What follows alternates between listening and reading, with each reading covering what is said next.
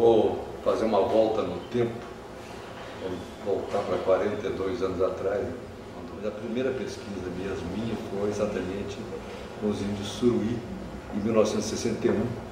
É sobre essa que eu vou falar. Eu podia ter falado em pesquisa mais recente, mas eu achei mais didático, mais interessante falar na primeira. Então eu tinha interesse em fazer essa pesquisa com os Funiô, né, que era um grupo nordestino, e quando um dia apareceu no Museu Nacional o Frei Gil Gomes, um frade dominicano, que disse que tinha contactado um grupo tupi-guarani na região de Marabá, né, e que esse grupo esteve isolado até o ano anterior, até 1960. Então eu resolvi mudar, cheguei à conclusão que valia mais a pena fazer um grupo, fazer uma pesquisa com um grupo que não falava português, só falava tupi, um grupo que até um ano atrás era totalmente isolado, né, e que conservavam todos os seus aspectos culturais, rituais, cosmologia, tudo isso. Né. E preparei um projeto. Né, já fazia, naquele tempo já fazia parte do procedimento antropológico, é que você, para ir para o campo, você tinha que fazer um projeto. Agora, fazer um projeto para estudar um grupo que você não sabe nada sobre ele, é um projeto tentativo. Né? Então, eu quando fui fazer o projeto, né, baseado nas leituras que eu tinha feito, e principalmente nas monografias que eu tinha lido, né, eu propus, né, 6 objetivos. Né? O primeiro deles, eu vou até ler aqui, porque não lembro muito deles de cor hoje. O relativo isolamento do grupo permite a verificação da existência de mecanismos mantenedores de limite e se esse mecanismo traduz adaptações reativas a uma decepcionante situação de contato. Eu estava muito influenciado por um memorando sobre a aculturação que foi feito na Universidade de Stanford, nos Estados Unidos, em 1953, quer dizer, 8 anos antes. Sig, Watson, Vogt, Brum tinham traçado, né, as diretrizes de como fazer pesquisa com grupos em situação de contato.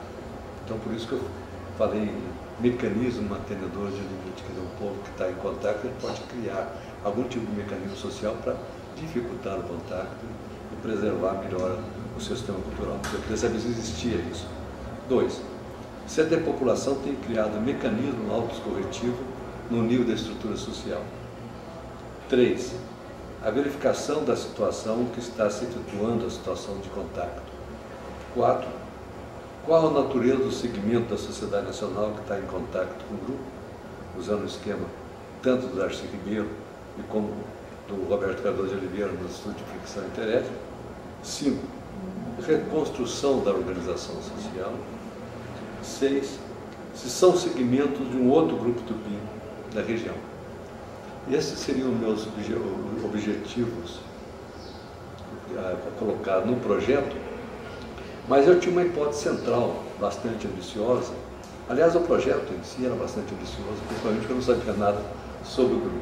Mas eu tinha um projeto, uma hipótese que eu considerava mais importante na época, que era o seguinte: o Leslie White, que era um antropólogo americano, ele tinha feito uma correlação entre a existência de clã e a existência de fusão bifurcada no sistema de parentesco. Como eu sabia que todos os grupos tupi, até então conhecidos, tinham sistema de tios do tipo fusão bifurcada, né, então eu queria comprovar essa hipótese, a existência ou não de clãs entre os Suruí. Quer dizer, não sei se vocês sabem o que é a fusão bifurcada, né? É um sistema de parentesco diferente do nosso, né? Nosso tipo é outro, né?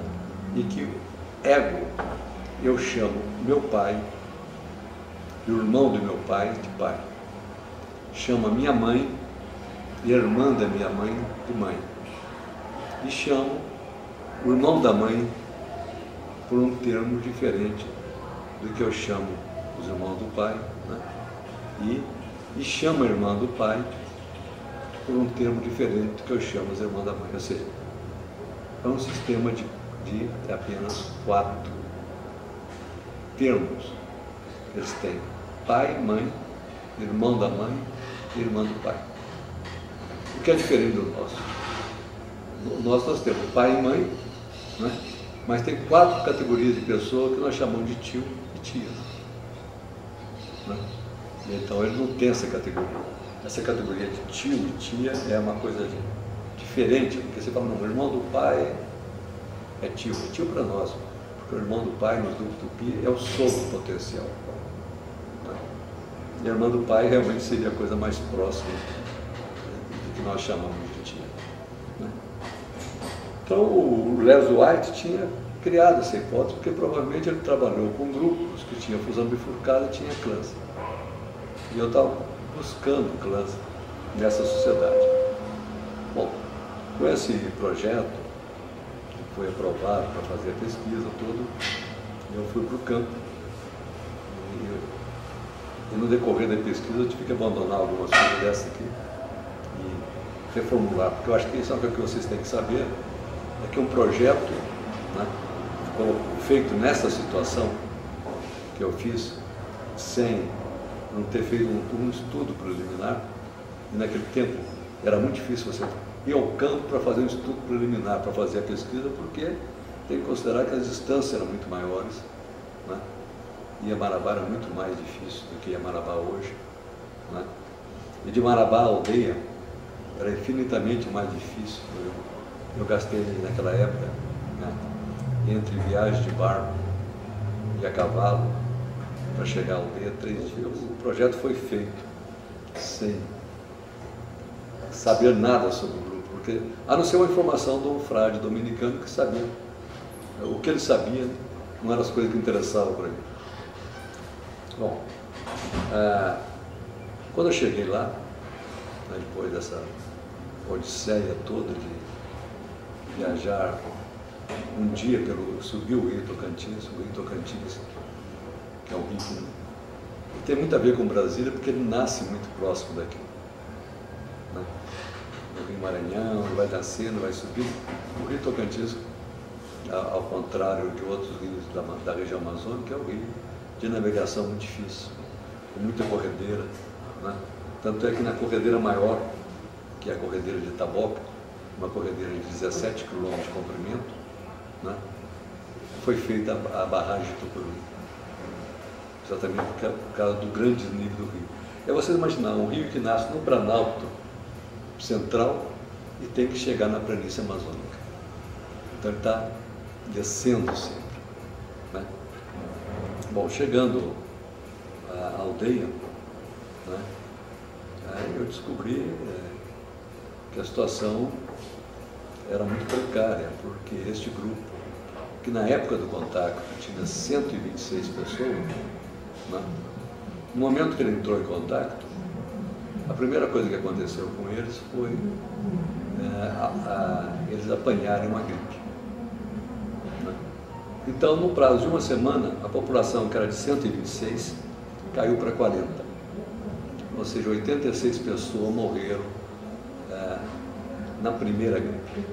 Como vocês sabem, os grupos indígenas da América não tinham resistência à doença que os europeus traziam, como gripe, varíola, sarampo, coqueluche, tuberculose, coisa assim. Né? Ora, um grupo que perde 2/3 da população, né, seria o mesmo, né, que o Brasil perdesse uma semana 120 milhões de pessoas. É uma catástrofe gigantesca, porque de repente a aldeia ficou toda desequilibrada do ponto de vista demográfico. Né? Essas 40 pessoas, 14 eram homens, 7 eram mulheres, né? e 19, 14, 7, 21, 19 crianças. Né? E vocês têm que entender, quando eu estou falando de criança, estou falando de criança mesmo, porque no grupo Tupi, um garoto de 13 ou 14 anos já pode estar classificado como homem. Da mesma forma, a menina pode, com 13, 14, 15 anos, já pode ser considerada mulher. Então, esses 19 eram crianças muito pequenas. Né? E mais do que isso, né, o grupo, eu cheguei lá um ano praticamente depois da epidemia, o grupo ainda estava se recuperando, não da doença em si, mas do trauma da doença. Eles perderam, todo mundo perdeu gente querida e, né, o grupo ficou totalmente apavorado, vou dizer, né, aterrorizado com o que tinha acontecido. Eles estavam acostumados a perder gente, né? Durante muitos anos, né, eles foram perseguidos pelos Kayapó Xikrin, né, de tal forma que eles, que eram um grupo originário da região lá da Serra do Carajá, no Rio Vermelho, eles sempre estiveram fugindo do Xikrin até chegar o momento que eles encontraram aquele local no Sororó, a 100 km de Marabá, na verdade, entre o Tocantins e o Araguaia.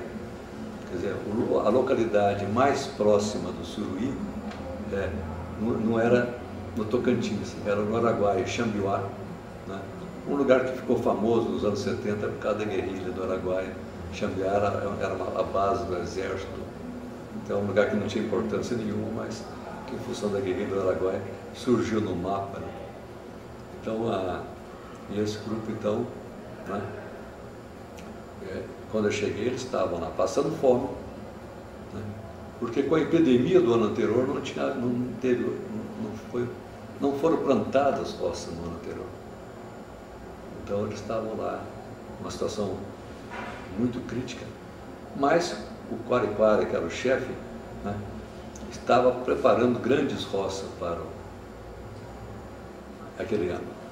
Pelo menos grande roça em termos dele, estava 14 homens derrubando a mata para fazer grande roça, derrubando mata com machados comum, né? Porque hoje as pessoas derrubam mato com motosserra, com tratores, é coisa quase instantânea. Agora, se derrubar uma árvore na Amazônia com machado, né, tem que ser muito bom para fazer isso, e são algumas horas, dependendo da árvore. Então eles estavam derrubando a mata para poder fazer uma nova plantação, né? Bom, o que aconteceu com aquele meu projeto inicial? Antes de falar exatamente do que eu vi, né? As hipóteses primeira, né, do isolamento do grupo, para ver se tinha mecanismo de adaptação, né? Se a depopulação criou um mecanismo autocorretivo, né? A verificação da situação que está se efetuando, a situação de contato, de certa forma, foram respondidas ou atendidas nesse livro Índios Castanheiros e também num trabalho que eu escrevi chamado Arranjos Poliândricos na Sociedade Sul, né? Porque, como você sabe, eles tinham 14 homens e 7 mulheres, né? E eu descobri depois que essa gripe tinha agravado a situação, mas durante muito tempo ele estava com um desequilíbrio no que se refere à questão de sexo, porque os Xikrin, quando atacavam, roubavam mulheres. Então, muitas mulheres Xikrin foram roubadas, muitas mulheres Suruí foram roubadas pelos Xikrin. Você fala, bom, mas que tipo de índio é esse que vem um outro grupo, rouba as mulheres e eles permitem, né? Eles têm considerado duas coisas. A população Xikrin é muito maior. E Xikrin é Kayapó. Kayapó é um povo que nasce e cresce preparado para a guerra. Desde garoto. É um povo que cultiva e desenvolve a violência, né?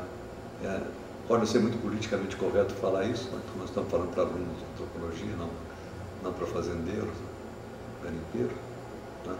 Quer dizer, uma sociedade onde, quanto mais violento o indivíduo, maior o seu prestígio. Mas o que eu estava interessado mesmo era com a minha hipótese central, né? Existe clã na sociedade Tupi? Existe clã na sociedade Suruí? Né? Para começar, quando eu cheguei lá, descobri que Suruí é um nome que foi dado para eles, né? Ele se intitulava Aquauá, gente, povo, né? Bom, mas a pesquisa de campo, né, tem sua surpresa, Naquela época, era costume no Museu Nacional que quando um pesquisador ia, ele levava sempre um outro junto com ele, que era uma pessoa mais nova, que estava começando, aluno do curso.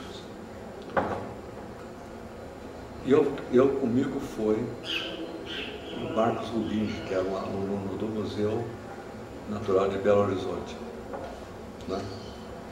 E logo que nós chegamos, porque quando você chega numa aldeia, que você não fala língua, só tinha um garoto que falava português, o Tivacu, que era um garoto de 10 anos, porque criança tem mais facilidade para aprender língua. Então, como já tinha brasileiros lá trabalhando, tinha um casal que o Frei Gil pôs lá para tomar conta dos índios, esse garoto rapidamente aprendeu a falar português, ou pelo menos um pouco de português, enquanto os adultos ninguém falava português. Né? Então, se você chega numa aldeia, você não fala a língua, não sabe nada, a coisa mais fácil de fazer é fazer um censo. Né? Então, eu passei os primeiros dias desenhando a aldeia, né? As coisas que você está vendo, você não precisa perguntar, você fazia as casas, fazia o croquis da casa, depois descobria aonde ficavam as redes, né? Dentro da casa tem as redes, dentro da casa tem os fogos, porque o grupo Tupi-Guarani, geralmente, né, eles têm uma casa grande, que é uma família extensa. Dentro dessa casa tem o que nós chamamos de família alimentar, quer dizer, o homem, a mulher e os seus filhos. Né? Ou então o homem, suas mulheres e seus filhos. Né? Mas no caso do Suruí, quando eu cheguei lá, né, você tinha 14 homens e 7 mulheres, ninguém mais podia casar com 2 mulheres. Né? Então, eu pegava, chegava na aldeia, dentro da casa, vinha perguntando de quem é que é essa rede. A pessoa ia falando o nome, né? Colocando o nome. Então, isso que eu chamava um censo, olhava para a pessoa, né? Eu tinha o nome das pessoas, tinha o sexo das pessoas, né? Pelo menos naquele tempo, a gente costumava dizer é homem ou mulher, né? Depois as coisas ficaram mais complicadas. Né? E tinha a idade. Mas a idade era uma coisa que eu atribuía às pessoas.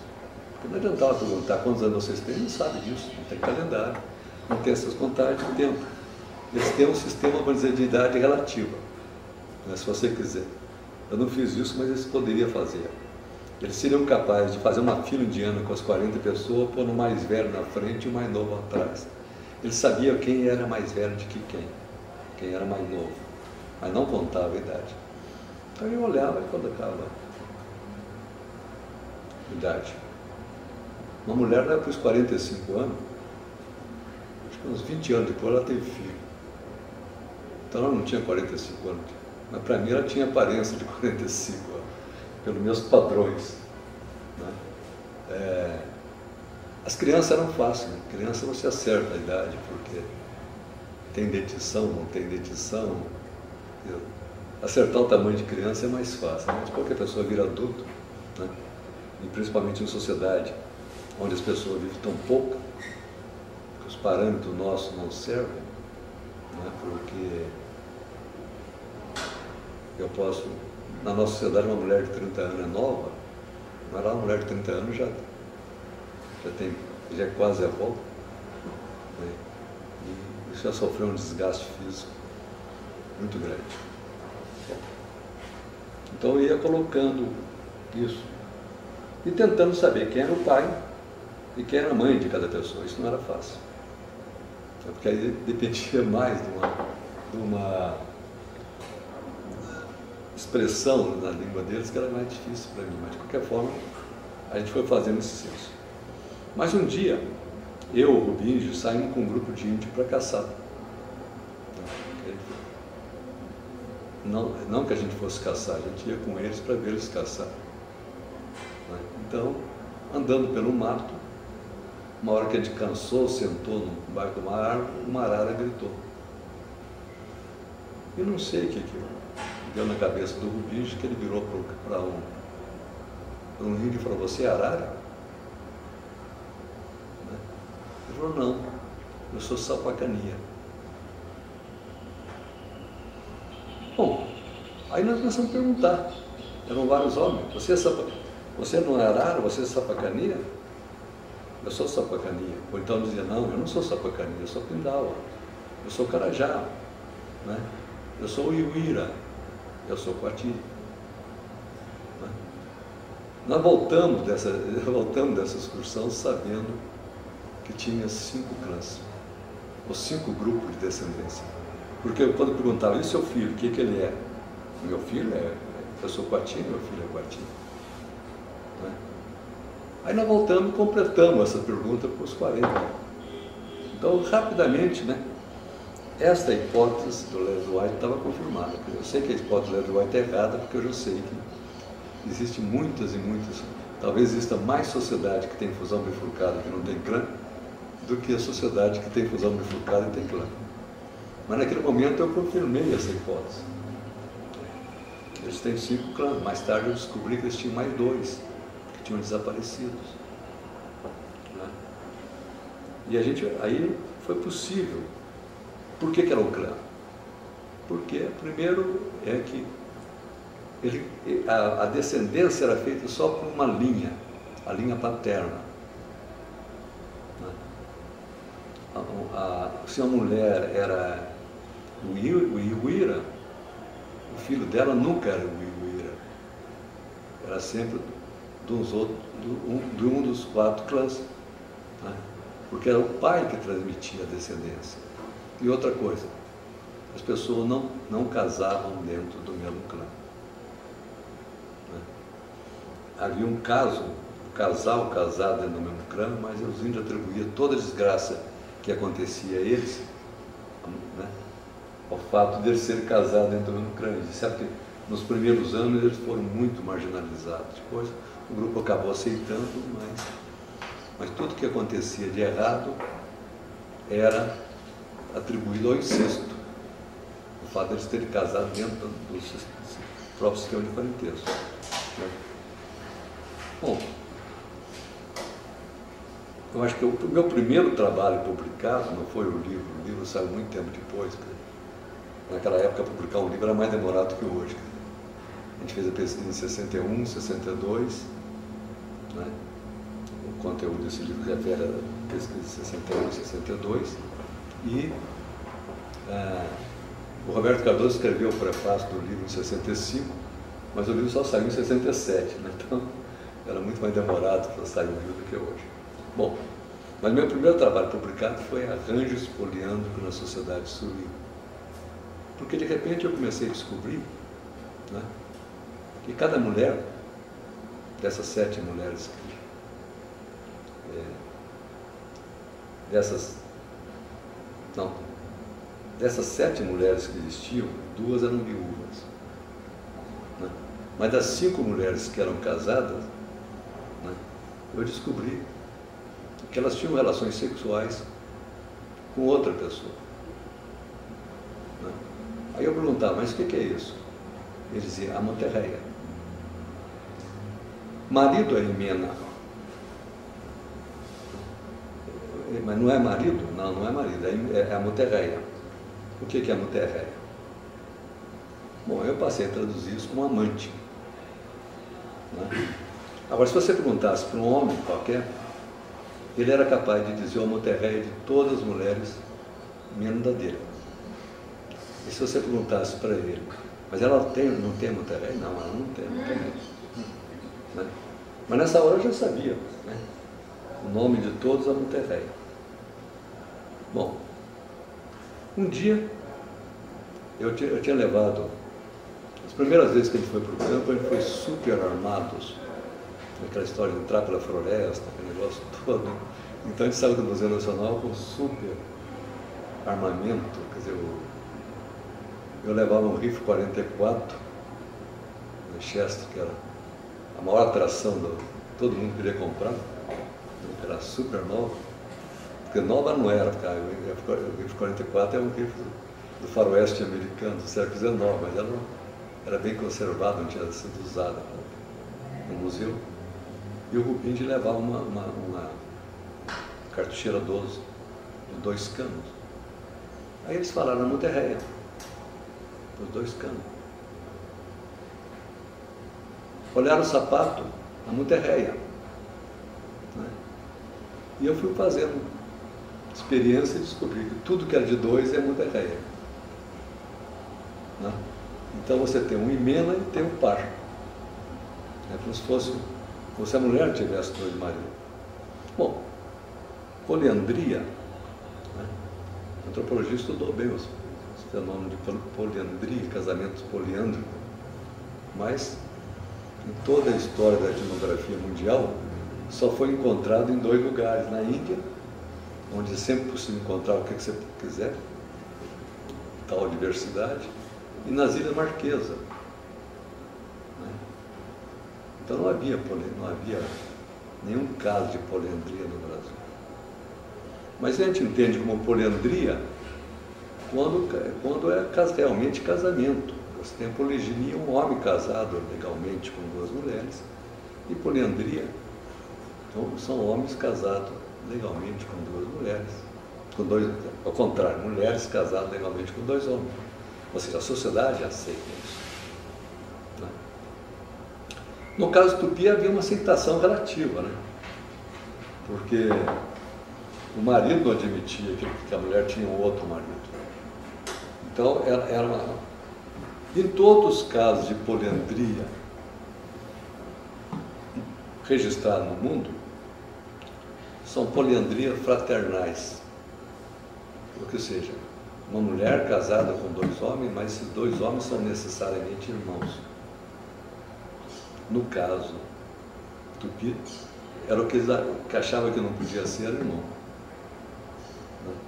Que a relação de parentesco Tupi mais forte é a relação entre o homem e seus irmãos. Então, ser a monterreia da mulher do seu irmão era uma coisa considerada impensável. E havia uma outra coisa, as crianças nasciam. Né? De quem que é essas crianças? Era do marido. Toda criança que a mulher tivesse, né, não passava pela cabeça deles perguntar, é do marido ou da monterreia? Né? Acho que é um caminho difícil. Naquele tempo não havia exame de DNA, né? Então é muito difícil saber. Né? Mas, por definição, a prole daquela mulher pertencia ao marido. Bom, você podia falar, bom, a situação da monterreia era uma situação mais cômoda, porque ele não tinha obrigações formais com a mulher, como o marido tinha, e muito menos com os filhos dela. Mas para o Tupi, ser a monterreia significava não ter filho. E não ter filho significa que no momento que você morrer, você morreu. Porque a vida pós-morte é garantida pelos cultos dos descendentes. Então, enquanto uma pessoa tiver descendente, a alma dele continua viva. Ou seja, é como a história da morte que nós temos na nossa sociedade, a morte real e a morte social. Pegar o caso de Getúlio Vargas. Getúlio Vargas morreu biologicamente em 1954. Mas a morte social dele ocorreu muitos anos depois. Porque ainda tinha gente que era getulista, que lembrava dele, cultivava a memória dele. Né? Então, para uma alma Tupi continuar sendo lembrada, precisa de descendente. Né? E essa pessoa não tinha. Aí eu descobri que todos os homens que não eram maridos, que não eram himenas, que eram monterreia, eram noivos. Né? Noivos de meninas, de 3, 4, 5 anos. Ou seja, essas meninas estavam prometidas para eles. Né? Não é uma coisa estranha, porque isso acontece entre os judeus ortodoxos, acontece na Índia, em vários locais. Né? As famílias já tratam o casamento praticamente na época que as crianças nascem, já fazem o contrato. Então estavam prometidas essas meninas para eles. E eram meninas casáveis, porque eram de clãs diferentes, coisa desse tipo. Muitos anos depois eu fiz uma checagem, não sei o que aconteceu, ninguém casou com as noivas. Né? Mesmo depois que o sistema de abuterreia praticamente desapareceu, que a população voltou a ser uma população grande, e o Suruí cresceu em taxas que qualquer demógrafo não consegue imaginar. Né? Dos 40 que eu conheci, na última viagem que eu fiz, foram reduzidos a 34, por causa de uma epidemia de varíola. Né? E em 96, quando eu voltei, desses 34 eu encontrei 27 vivos. Né? Mas encontrei mais 300 vivos. Gente que nasceu num período que eu não estava lá. Então, se nós pensarmos que eles tinham tão poucas mulheres, né?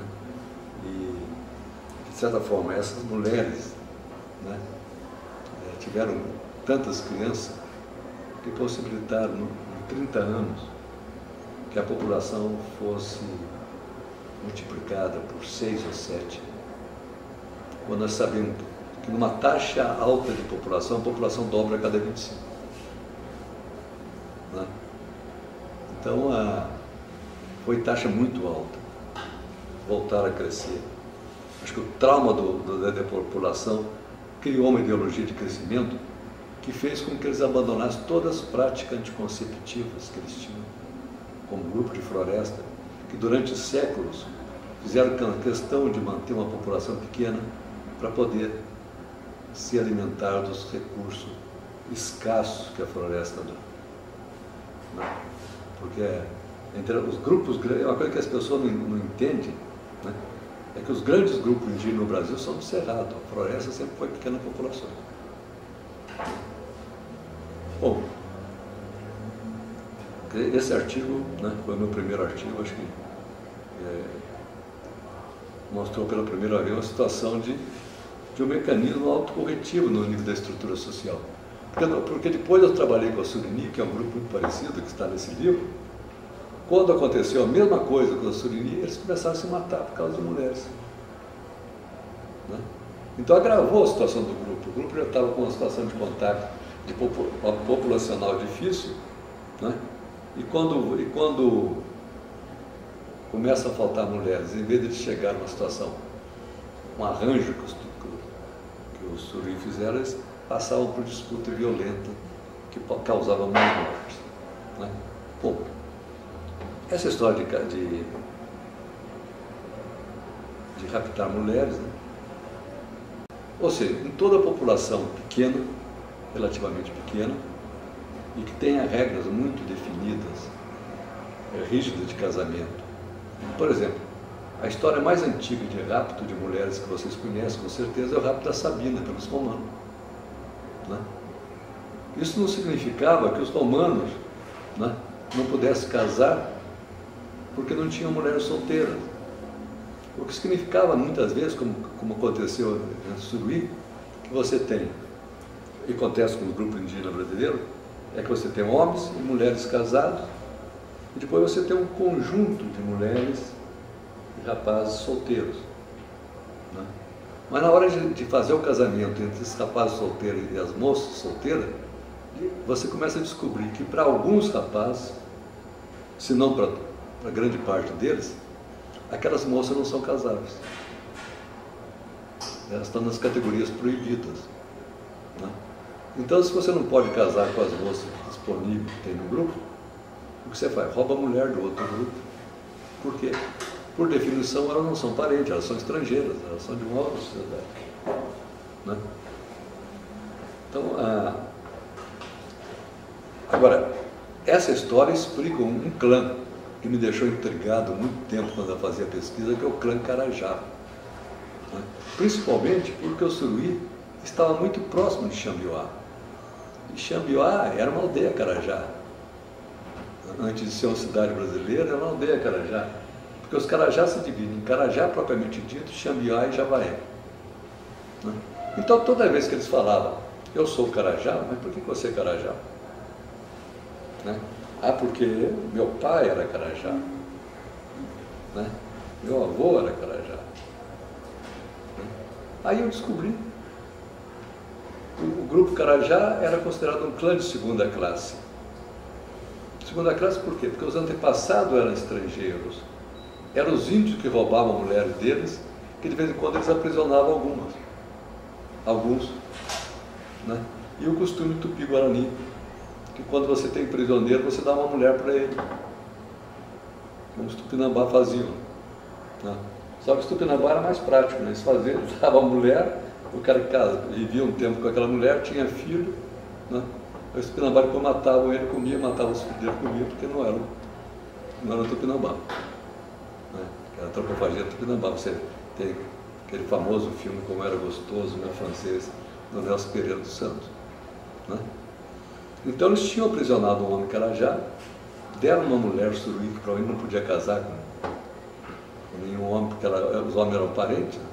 Embora, como tem poliginia, ela sempre pode casar com um homem já casado, né? E surgiu um clã chamado Carajá, né? Bom, a palavra Carajá não significa nada. Carajá em tupi significa macaco, né? Ou seja, eles chamavam os índios, que eram inimigos dele, de macaco, né? E a palavra macaco em tupi tem outro sinônimo, caía. Por isso que caiapó, né? Caiapó é uma palavra não caiapó, é uma palavra tupi. Os caiapó não se chamam caiapó. Isso significa caía macaco, pó parecido com macaco, né? Então, quando eu estava na FUNAI, no período que eu passei na FUNAI, que os caiapó iam sempre lá agressivos, eles batiam no peito com orgulho e diziam: eu sou parecido com macaco. Entendeu? O trabalho em si foi este, né? Realmente essa preocupação que eu tive de trabalhar exatamente no livro de interesse meu, que era organização social, principalmente o parentesco e cosmologia. A cosmologia, de certa forma, foi muito difícil entre o Suruí, né? Porque se é fácil parentesco trabalhar com uma língua, uma situação de contato linguístico difícil, eu aprendi algumas coisas, mas não falava bem, eles não falavam português, a gente ficou sempre numa linguagem muito econômica dos dois lados. Se é fácil trabalhar no parentesco com isso, é muito difícil trabalhar na cosmologia com isso. Você ouvir os mitos e entender os mitos. Isso é muito difícil, né? E quando eu cheguei no Surini, que eles tinham mais gente que falava português, né? Eles tinham passado por o mesmo processo de depopulação que o Suruí passaram, né? E esse processo de depopulação matou.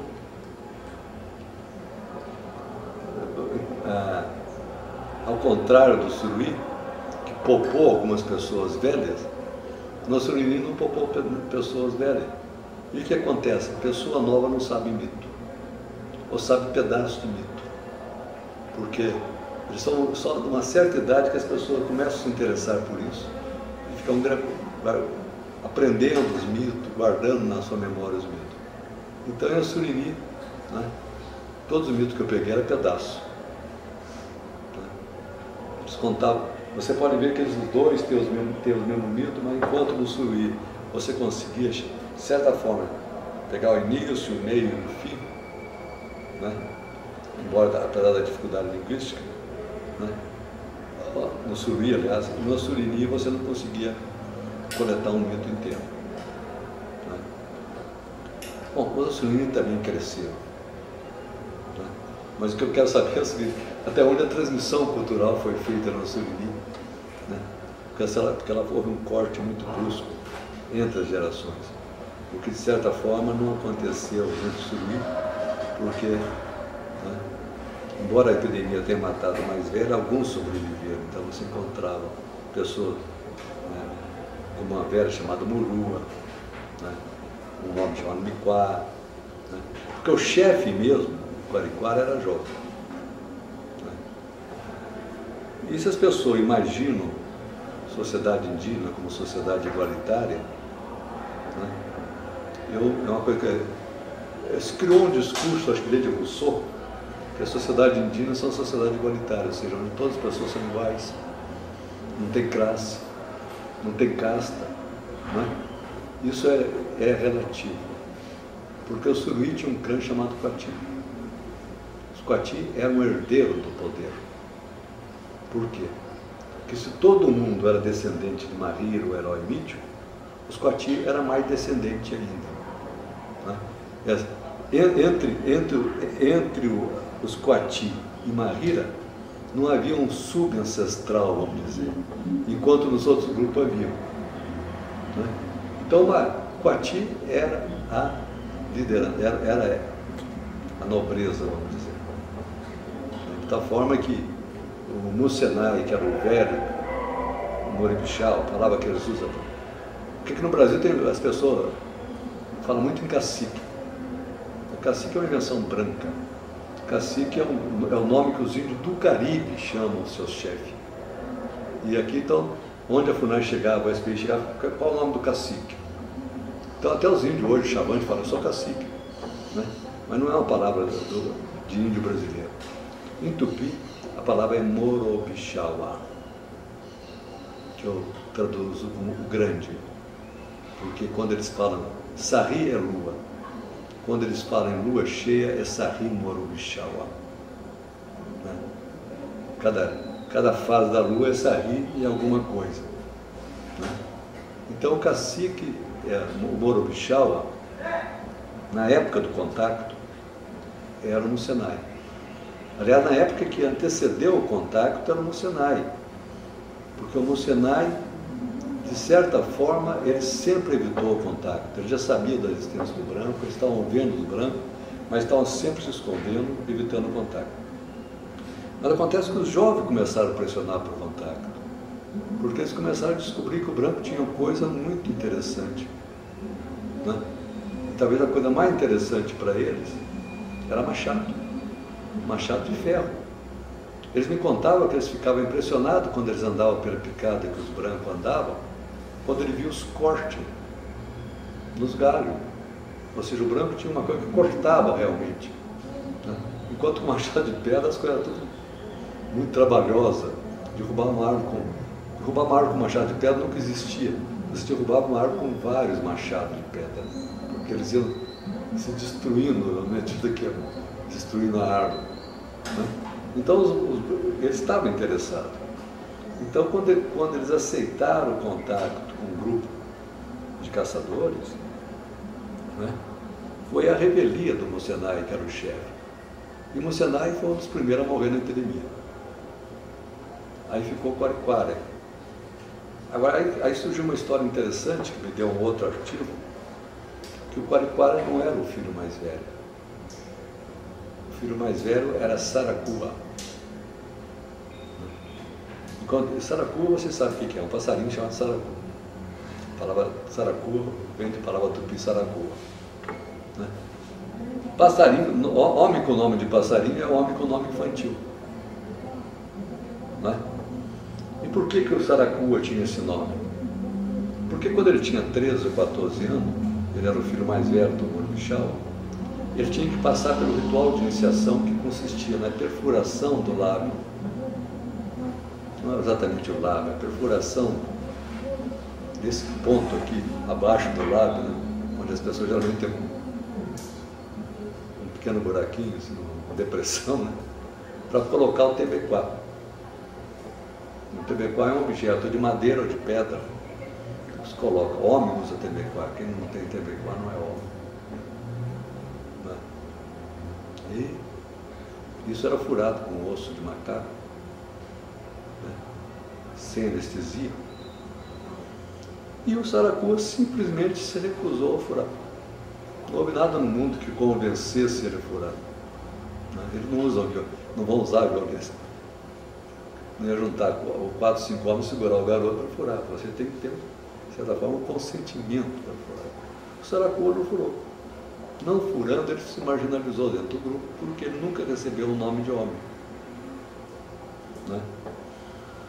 E tudo que acontecia de errado com ele dizia, porque ele não furou. Né? não tendo recebido um nome adulto, ele não podia casar. Nenhuma mulher queria casar com ele. Né? Casou com uma mulher aleijada. Hoje é meio perigoso falar essa palavra, que alguém vai falar, não, isso não é politicamente correto, né? Mas a palavra que uma mulher que caiu uma árvore em cima, ela ficou manca. Ninguém queria casar com ela, o Saracur casou com ela. Né? E teve filhos. Mas o fato dele ficar marginalizado, não poder... ninguém aceitou. Quando o Morobixá morreu, ninguém quis ele como chefe. Então o segundo irmão dele, o Quariquara, passou a ser o chefe. Né? Mas os filhos dele receberam a descendência. Ele tinha um casal de filhos. Né? Esse casal de filhos passou a ser Coati. Continuou a ser Coati. Em 1996, quando eu voltei lá, descobri o seguinte. Porque também é o seguinte, os Coati quase que acabaram. Né? Na época que eu estive lá, só tinha 3 Coati homens. O Quariquara, o Saracua, que estava marginalizado, e o Coati mesmo, um garoto que chamava Coati. 5 anos depois, o Quariquara e o garoto morreram na epidemia de varíola. Então, o único homem que ficou foi o Saracua. Né? Tanto o Coati não deixou filho, era garoto, e o Quariquara deixou um casal de filhos, mas era muito pequeno. Então o grupo ficou sem chefe. Né? Aí colocaram o Sapacania, um homem Sapacania, para ser o chefe. Porque o Sapacania eram os guerreiros, assim, o mais próximo de guerreiro. Sapacania em português significa gavião. Era mais próximo de guerreiro. Mas aí a situação de contato intensificou. E eles entraram numa situação complicadíssima. Porque de repente começou uma guerra no território deles. De um lado o exército, do outro lado os guerrilheiros.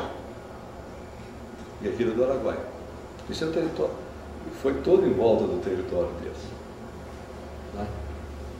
Então eles chegaram à conclusão que o Sapacania, esse homem Sapacania, não entendia nada de branco. E eles tinham uma pessoa que entendia muito de branco, que era um cara marginalizado porque era Carajá. Né? Amachu.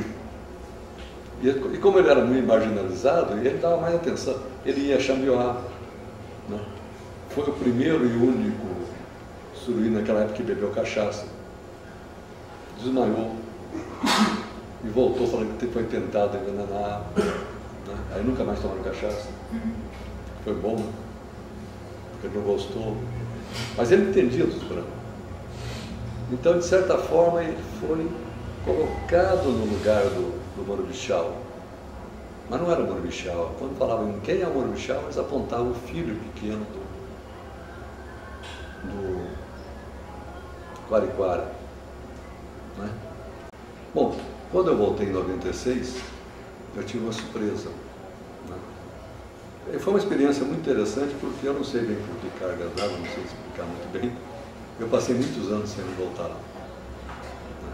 Você vai assumindo cargos, direção, umas quantas coisas. E realmente passei muito tempo sem. Então a última vez que eu tinha ido lá foi em 66. Voltei em 96. 30 anos depois. Né? E foi emocionante exatamente porque nesses 30 anos que passaram, né, muita coisa aconteceu, o grupo cresceu. Como eu disse, eu só encontrei 27 pessoas que me conheciam. Né? Mas a sensação é que eu tinha partido no dia seguinte. Que eu tinha saído de lá no dia seguinte. Esse Sapacani, o Areni, que foi o chefe antes do Amachu, chegou para mim e falou: olha, aquela mangueira que você plantou está carregada. Eu tinha plantado umas mudas. O Frei Gil mandou lá para lá. Né? E o outro chegou e falou: mas você não trouxe o rifle 44? Nessa época eu não viajava mais de rifle. Não andava mais com rifle. Uma caminhonete, um Mitsubishi, coisa assim. A situação toda mudou. Né? E Os pessoal jovem chegava e falava, nós estamos contentes porque você veio, porque quando a gente era pequeno, você esteve aqui. Eu custei para entender que ele estava dizendo, quando o grupo era pequeno, eu estive aqui. Estive ali, porque eles realmente não existiam quando eu estive aqui. Então, foi uma experiência muito grande, muito interessante ter voltado lá. Né? Aí quem era o chefe? Um jovem. Isso é muito impressionante, porque é um jovem, né? Que eu dizia, um discurso quase de líder estudantil, né? Ele era alfabetizado, tudo, chamado Mahira. Né? Mahira é o nome do herói mítico. E quem é esse jovem? É um neto de Saracua, é um Coati. Ou seja, os Coati voltaram, estão lá. Né? E o mais impressionante é que deram a ele o nome de um deus. Né? Agora, então, reforçar um pouco, dizer que confundir a ideia de herói mítico com a ideia de Deus, mas é a coisa mais próxima que eles têm. Né? E a gente levou, eu fui lá levando, estava fazendo uma consultoria pela Vale do Rio Doce, levando um caminhão de mantimento, porque eu sei que eles continuam vivendo muito mal, porque a população cresceu muito, o território não. Né? Então as pessoas imaginavam que quando chegasse aquele caminhão de mantimento, 300 e poucas pessoas fosse cair em cima do caminhão, para cada um pegar as coisas, nada disso. O caminhão foi descarregado todo na casa de Mahira. E os 2 dias seguintes, você viu, Mahira chegava na porta, chamava uma família, a família ia lá e pegava a parte dela. Uma organização completa, uma liderança, né? Uma autoridade voltou a funcionar. E para o desespero dos missionários todos que passaram por lá, o Machu disse para mim, não adianta, eu não sou cristão, não quero ser cristão, sou suru.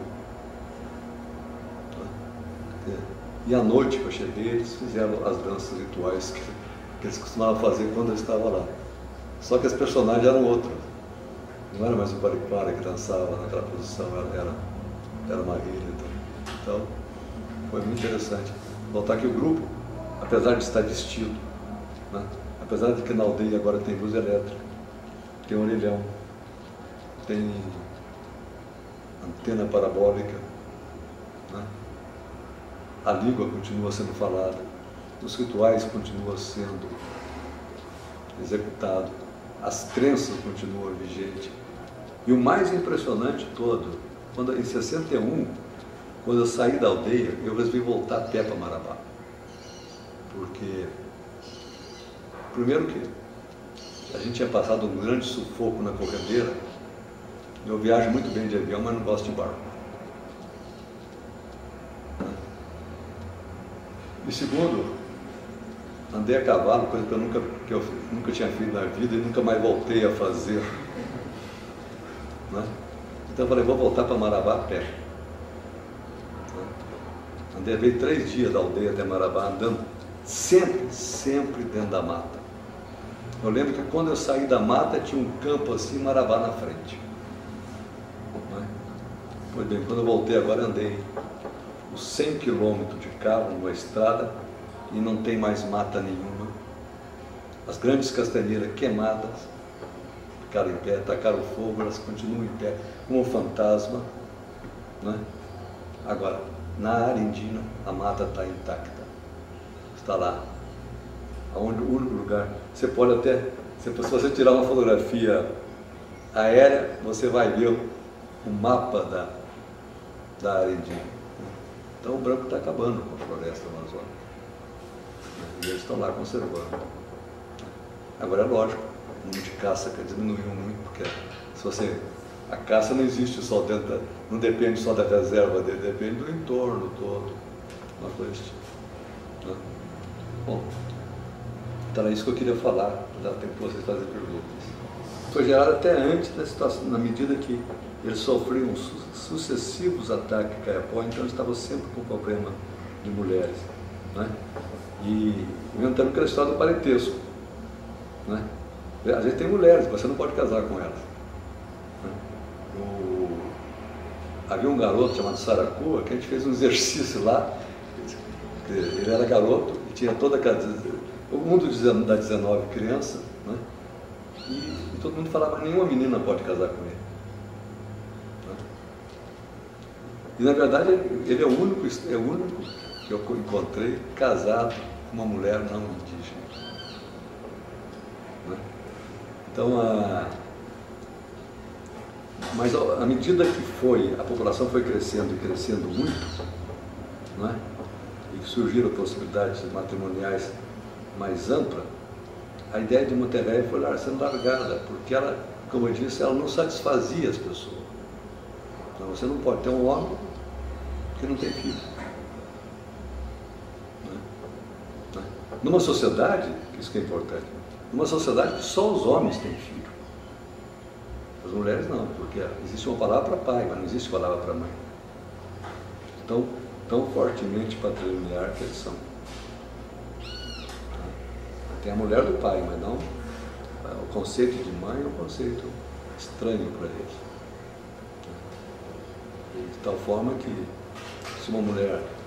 Tem muito a ver com a Tupi-Guarani, como o Tupinambá era Tupi-Guarani, e você sabe pelos relatos sobre os Tupinambá, que se uma mulher Tupinambá tivesse que fazer uma opção, que assim, ela vai proteger o irmão, né? E não vai proteger nem o marido, nem o filho. Nem o filho. Porque o filho não é parente. O filho pertence à linhagem do pai, não à linhagem. Agora, quem ela protege? O filho do irmão. O filho do irmão é da mesma linhagem dela. Né?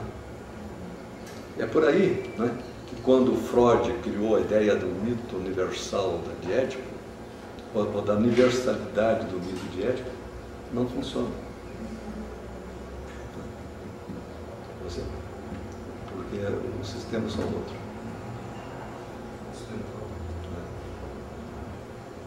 Bom, é um mito de Mahira, né? Isso. Mito de Mahira. Você tem Mahira, que é um mito tupi-guarani, que você vai encontrar desde os Guajajaras, Urubu-Capó, as variantes dele nessa região mediterrânea entre o Xingu e o Tocantins, que eu poderia resumir assim rapidamente.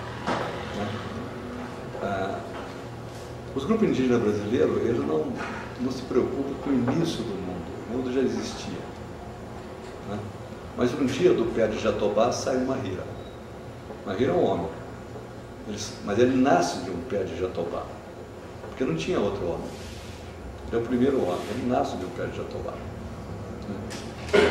E ele nasce num mundo calcinado por grandes incêndios, por esse tipo. Né? E ele vai andando sozinho no mundo e resolve, né, que precisa de uma mulher. Né? Então ele encontra uma fruta, né, e transforma essa fruta numa mulher, que é a primeira mulher. Né? Bom, ele tem relações com ela, né, e ela fica grávida. Mas Mahira é muito passageiro pelo mundo, porque muito passageiro quando o casamento dele durou pouco, porque ele plantou milho, né? E no dia seguinte ele falou para a mulher assim, vai lá colher o milho. Né? E esta primeira Eva Tupi resolveu ser racional. Você não pode ser racional quando está lá ao lado de heróis míticos. Falou, não, mas o milho não cresceu, ele foi plantado ontem, não deu tempo para crescer. Como o milho já tinha crescido, porque foi ele que plantou, ele ficou com tanta raiva que foi embora. Foi embora. Foi a última vez que os descendentes dele tiveram notícia dele, né, nesse ponto. E a mulher ficou grávida. E dessa gravidez nasceram o Sol e a Lua. Os dois irmãos gêmeos, sendo que Sol e Lua, na visão tupi, são homens. Para nós que Lua é feminina. Então é o irmão mais velho e o irmão mais novo. No parentesco tupi-guarani você faz distinção entre quem é irmão mais velho e quem é irmão mais novo. Tem termos diferentes para isso. O irmão mais velho fazia tudo certo, o irmão mais novo fazia tudo errado. Mas o irmão mais velho está sempre protegendo o irmão mais novo. Mahira enviava prova, teste para os dois, sempre, de certa forma, mais rigoroso com o irmão mais novo do que o irmão mais velho. Porque existia uma suspeita então, ainda, né?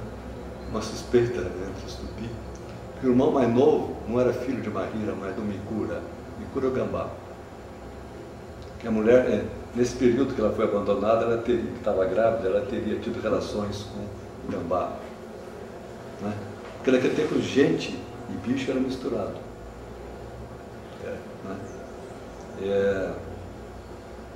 Mas o fato é que foram esses dois gêmeos que deram a ordem ao mundo. Que separaram a natureza da cultura. Que disseram para os bichos, agora vocês não têm mais arma, não têm mais casas, vocês não caçam. Nós temos arma, temos roça, temos carro, nós somos homens. Foram foi eles que tiveram o papel civilizador. Aliás, Mahira já tinha tido esse papel, né? Quando ele tomou o fogo dos urubu. O urubu era o dono do fogo. Então o mito é sempre essa história. Né? E é interessante que se você vai no Xingu, o mito de Mavassini é muito parecido com isso. Muito parecido. Quem é o irmão mais velho só? E Mahira e o gêmeo são filhos. Agora, Mahira está lá. Porque toda vez que um homem tupi vê uma estrela cadente passando pelo céu, eles falam lá vai Mahira. Nosso avô. Nesse mito aí eu não saquei de onde é que surgiram os homens, obviamente. Né? Agora, não busque explicações históricas e lógicas dentro do mito, porque, olha, se pega Adão e Eva, né? De onde surgiu o resto? Né? Quando Caim é expulso por leste do Éden, ele vai embora e casa com mulheres. Onde tinha as outras mulheres?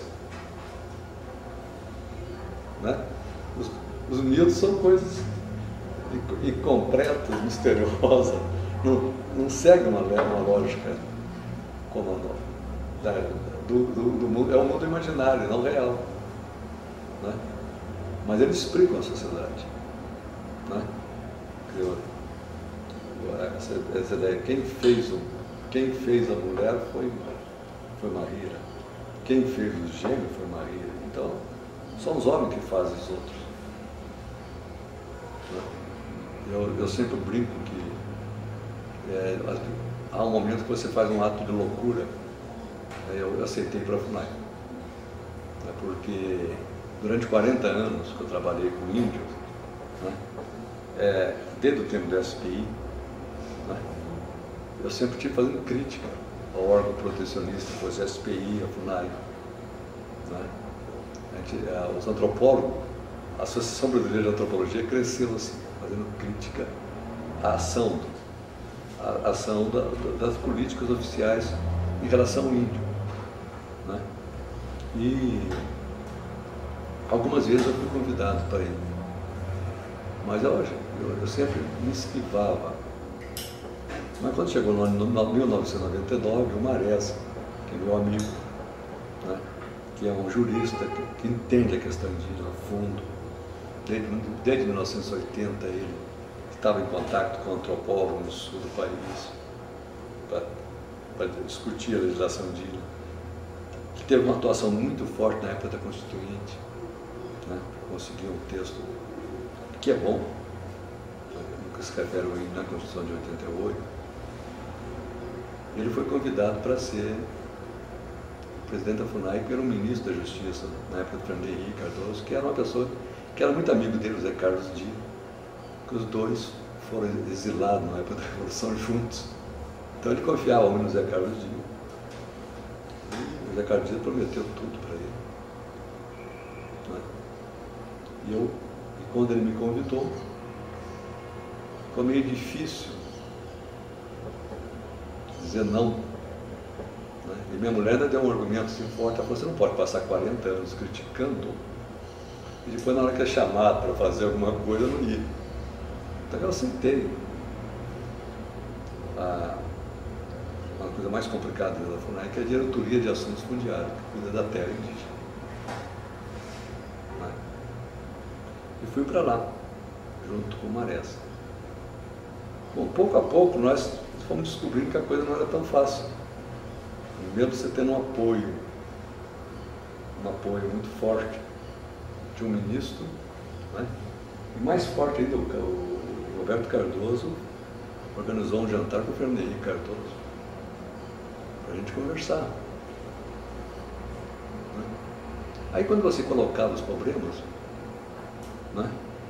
Porque o problema da FUNAI é o seguinte, a FUNAI de 88 para cá, depois da Constituinte, ela demarcou mais terra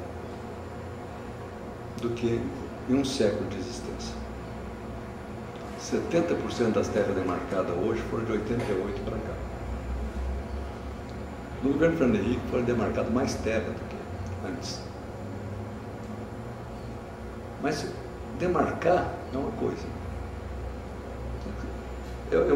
A palavra demarcação é uma palavra que engana as pessoas. Demarcação, do ponto de vista técnico, é só o momento que você faz a demarcação física da terra. Você coloca os marcos, faz a picada em volta da terra, você faz o limite da terra. O processo só acaba mesmo com a homologação, que é assinado pelo presidente da República, e com o registro no patrimônio da União. Bom, mas apesar disso, a FUNAI, isso tudo foi feito. Mas na prática faltava uma coisa, né? Tirar os brancos que estão dentro da terra.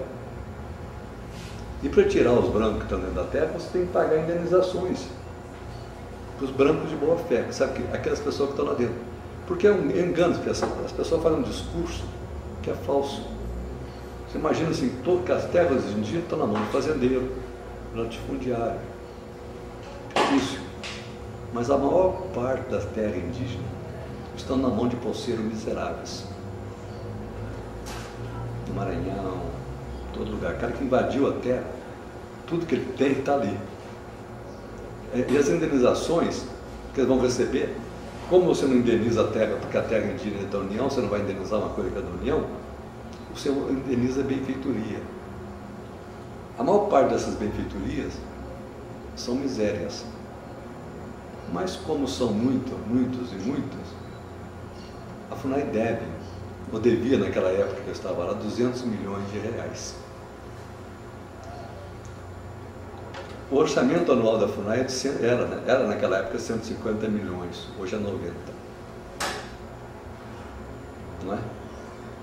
O orçamento é para tudo.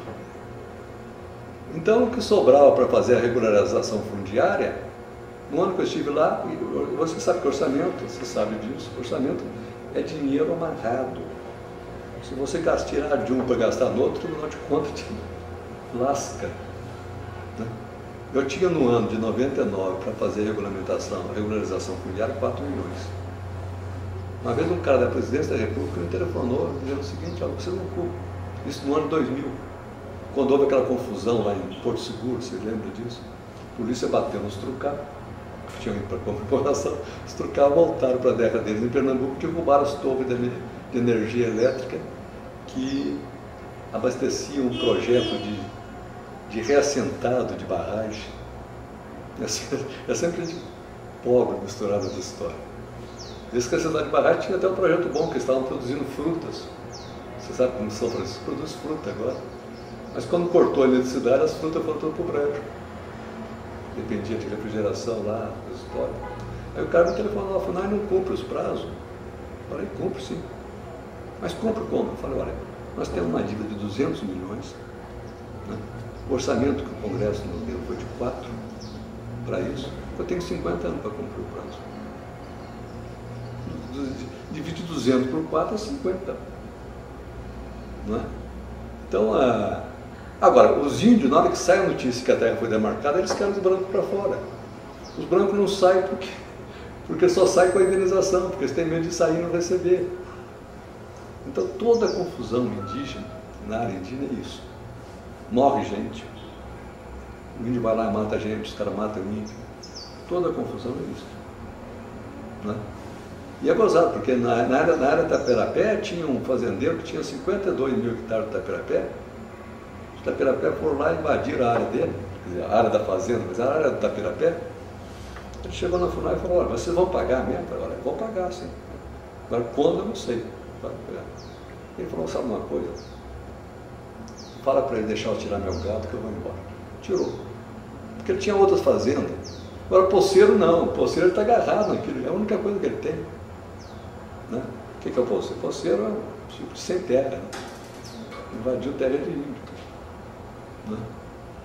Aí você põe. Aí quando os índios pressionam, você põe a Polícia Federal vai lá e tira. Mas é tudo o quê? Ora, isso é uma loucura. Você passa o dia inteiro.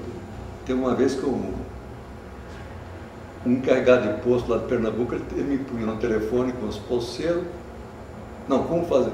Um pequeno fazendeiro que tinha que receber o dinheiro para sair com os índios. E falava, tem que pagar hoje. Se você não pagar hoje, vai ter morte dos dois lados. Aí os índios punham os índios no telefone, vai matar, vamos matar. Punha o poceiro, eu mato. Então, peguei, chegou ao ponto e falei assim, então deixa matar. Porque não tem dinheiro você não inventa. Né? Foi cada um para sua casa, voltando. Né? Mas às vezes matam. Né? Às vezes morre a pessoa. Então, agora, por que não dá para você administrar a FUNAI? Primeiro que o orçamento foi 150 milhões para administrar 580 terras indígenas, que totalizando dá uma superfície de 2 Franças. Sabe? São 2 Franças, 12% do território nacional. Né? Sem dinheiro e sem funcionário, a FUNAI tem 2.100. Eu fui para lá achando que a FUNAI era um cabide de emprego. Descobri que tem 2.100 funcionários. Se você divide por 580 terra, dá 4 ou 5 por terra. A terra Yanomami é maior que Portugal. O Vale do Javari tem 8 milhões de quilômetros. Você põe 4 pessoas para tomar conta disso? 3 pessoas? Não é? Agora, por que não aumenta o orçamento? Porque o Congresso Nacional não quer, porque tem senador, porque tem deputado que estão brigando com terra indígena, estão brigando com índio. Então tinha um senador que ia 15 dias na FUNAI, falava, não vai liberar minha terra? Vocês interditaram a minha terra. A terra não era dele, a terra era dos índios, quem invadiu foi ele. Não é? Aí você fala, não, porque nós estamos cumprindo a lei. Fala, então tem que mudar a lei. Né? E estão começando. Pela primeira vez na história desse país, agora, neste ano, uma área indígena demarcada, homologada, registrada, foi diminuída, a área indígena Cacoal-Baú. Né? O ministro da Defesa agora faz um discurso, né, contra os antropólogos e contra as ONGs, dizendo que tem que mudar tudo que tem a questão indígena nas fronteiras. Na época da ditadura já falava nisso, não pode ter índio na fronteira. A fronteira é a área de segurança nacional. Né? Então, realmente, eu cheguei à conclusão que a previsão para os próximos anos não é muito animadora, não. Né? A situação mais crítica não é a Amazônia. Você vai ficar caído na Amazônia. A gente demarcou o Vale do Javari inteirinho, quando eu estava lá, uma área de 8 milhões de hectares, com uma linha seca. Sabe o que é uma linha seca? É quando você demarca no mapa, assim, na terra, não tem rio, não tem nada. Uma linha seca de 700 quilômetros. Você tem uma linha seca que vai daqui a Belo Horizonte. Você é o tamanho da área. Sem nenhum problema, porque não tem um branco naquela região. Né? Agora pega o Mato Grosso do Sul. Mato Grosso do Sul é o maior barril de pólvora da FUNAI, porque você tem população branca brigando com índio, pequenos proprietários, como a terra é muito boa, pequenos proprietários que foram assentados em área indígena por Getúlio Vargas em 44. Não são eles que estão brigando, são os netos. Né? E usando o mesmo argumento do índio, falou, mas eu não quero dinheiro para semear por aqui, que eu tenho aqui. Aquela árvore foi meu avô que plantou. Eu nasci aqui, meu pai nasceu aqui, eu não quero dinheiro. Então é uma situação muito parecida assim com o Oriente Médio, né? Que fica judeu e palestino brigando com uma terra, esquecendo que há 2000 anos os dois eram a mesma coisa, né? Então é um negócio muito complicado, né? Quer dizer, eu acho que eu sempre defendi a ideia que a FUNAG tem que continuar, que não adianta querer entregar os índios para a sociedade civil, porque sociedade civil é garimpeiro, sociedade civil é fazendeiro, sociedade civil, os inimigos. Sociedade civil não é só os amigos, são os inimigos também. E precisa ter um braço do Estado para fazer isso. Mas tem que ter uma vontade política para fazer uma reforma da FUNAG. A FUNAG não faz concurso desde 84. Né? As pessoas que trabalham lá trabalham numa situação precária, que são contratos provisórios, que a Unesco é intermediária. Quando eu fui para lá, eu achava que a Unesco dava dinheiro para a FUNAG. Descobri que é o contrário. A FUNAG pega o dinheiro do governo e contrata a Unesco para contratar as pessoas, porque ela não pode contratar porque não faz concurso. Né? E as pessoas que trabalham para a Unesco não têm segurança nenhuma, porque não são funcionários da FUNAG e também não são funcionários da Unesco. Né? E isso me causava um terror quando eu estava lá mandando equipe para o mapa, porque eu falava, se acontece um acidente, quem é responsável? Né? E as pessoas trabalham em área de alto risco. Né? Morrem mais funcionários da FUNAG por ano do que o do Exército Brasileiro. Meu. Morre de malária, morre assassinado por índio, que índio também mata, morre assassinado por poceiro, por bandido, coisa tipo. Mas o que mata mais na Amazônia é malária ainda. Então, hoje eu não citaria outra vez o Carpo. Né?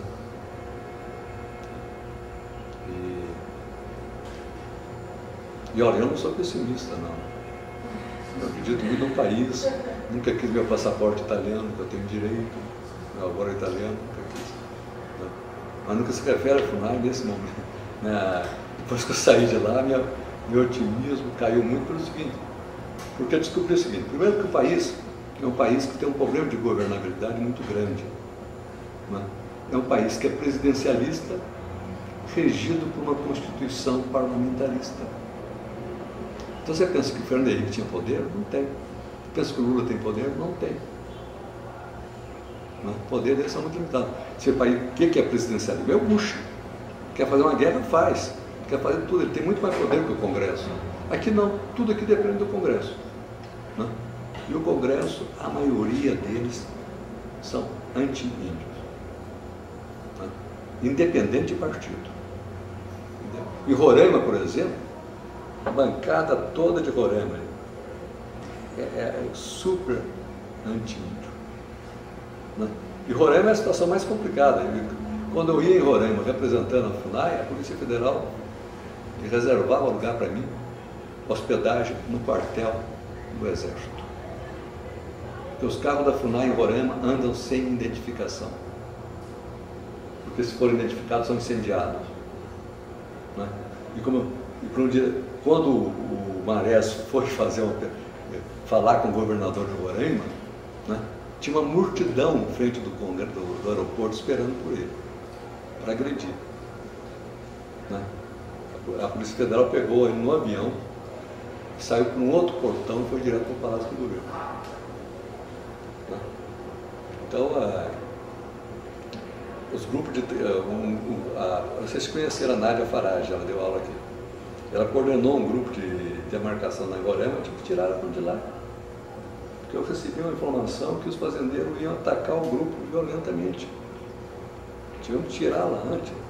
Ela ficou furiosa, dizendo para mim, mas como que me tira, eu estou a favor da lei. Eu falei para ela, mas tem lei, né, de terra de bandido? Duas freiras que foram com a caminhonete visitar o grupo, depois que saíram, foram espancadas e a caminhonete incendiada. Né? Então, vocês estão vendo, grande parte do pessoal que é anti-índio em Roraima, né? Quem era o governador lá? Neudo Campos. Estavam todos na cadeia um dia desse por corrupção. Né? E não são roraimenses, não. A maioria dos deputados e senadores de Roraima são gente que sai de seus estados para se elegerem lá, porque Roraima, essa legislação eleitoral brasileira é muito boa, né? Roraima se elege deputado federal com 5 mil votos.